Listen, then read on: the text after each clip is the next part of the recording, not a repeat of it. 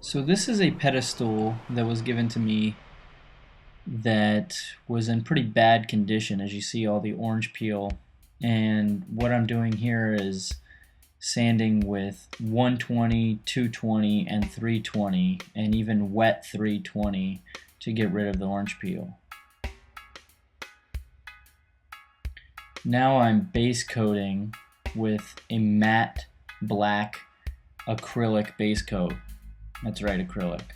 And now I'm sanding again in a very similar fashion as I did before, so getting it nice and smooth. And the surface is really smooth at this point, as you'll see in these next photographs. And this is after 2 more coats of paint and sanding. Now this is a palette with Golden Artist acrylics with some iridescent metallic on there, some titanium white. As you see, I've dipped the brush in a yellow and the glaze, and then added the white at the tip, and that way I get a layering when I'm on my sample. And now I'm going to move to the actual pedestal, and I'm going to do the exact same technique after I've practiced. And now I'm just doing variations in an organic way, just studying the marble.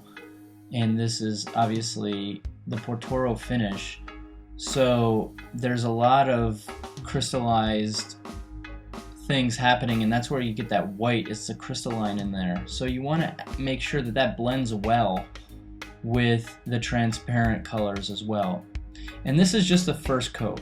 You'll see in the later part of the pedestal that there's actually, I've gone back and gone over my initial drawing, which this is, to add layers. And here are some photographs of the first figures of so forth around the pedestals.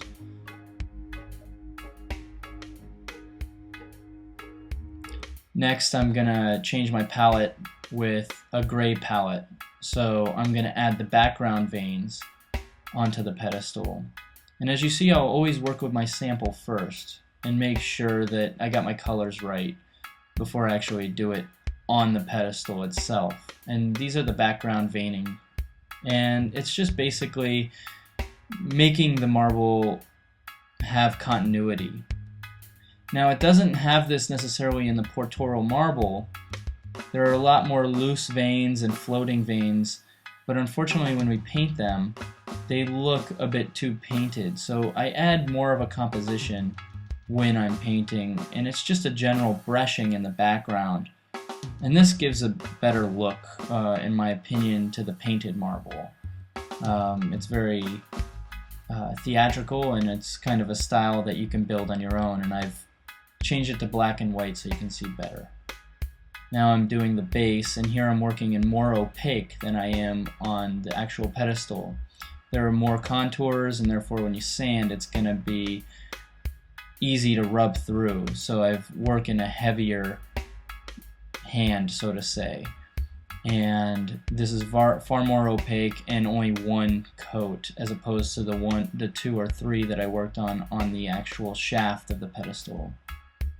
And here I add my signature onto my sample board, and there will be a photograph of my actual signature on the pedestal later. Now here I'm applying water-based lacquer, 5 coats, and sanding. And it's a thorough sanding, as you see. It's a 600 wet after the 3rd coat, after the 4th coat, and on the 5th coat it's a 600 and a 1200. So now we're doing the rings of the base. And this is matte medium. I want to make sure there's no bleeding before I do my acid blocking primer, as I am doing here. Now here's the first coat of the actual bronze paint.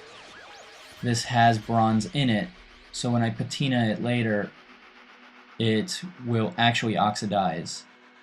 And this is the oxidation process with copper salts and so forth. And this is the time lapse in which it happens. So now I'm spraying the black patine over it as well and drawing in where the aging will happen. and now I'm just sealing the process. Now I remove my tape, and now I'm doing the final polishing on the shaft with 3M NASCAR polishing.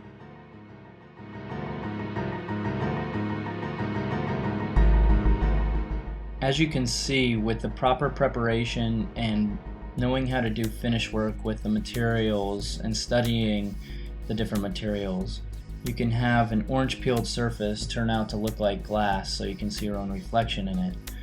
And this is just as, if not more important than knowing how to do the painting itself. Thank you for listening to Portoro Limestone on Pedestal, and keep tuning in for more by Inchworm Design Inc. Thank you.